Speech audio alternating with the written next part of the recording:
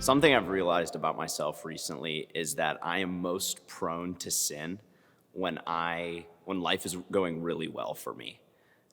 When things are going great at work, when I'm taking care of my chores, taking care of my dog, cleaning my room, when all those things are going so well, I can find myself falling into complacency.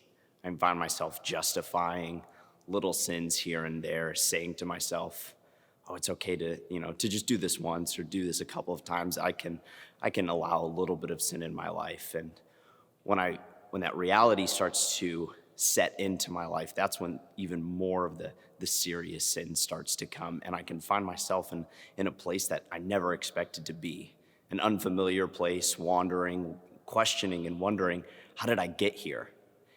And this place of sin that I find myself in is not unlike the place that God's people find themselves in when they're exiled.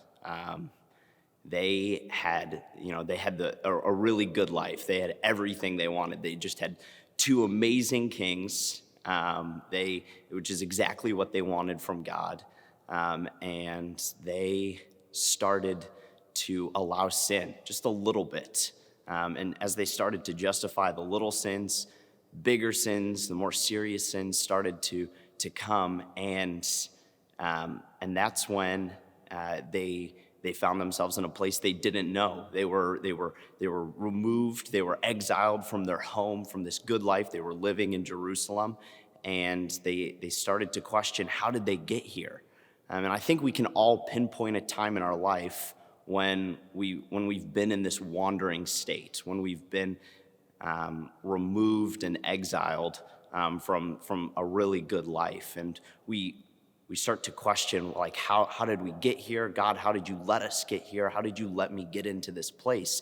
And we forget about the most important part of this story of the Babylonian exile, which is that despite their sins, God doesn't leave his people amidst exile.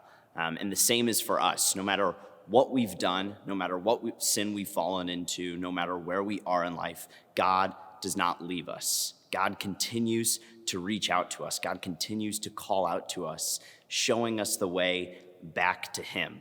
This is a really, really important idea to reflect on, especially during this time of Advent. Maybe you're in a place right now that you never expected to be. Maybe you've fallen into complacency and sin. Maybe that's somewhere you were before, and maybe you're angry at God, or wherever you are. We've all been in this place, and it can be really good to reflect on how God is reaching out to us. How is God calling us back? So take some time today, reflect on this idea, pray with it, ask God, how are you calling me back to you? How are you still with me amidst this exile?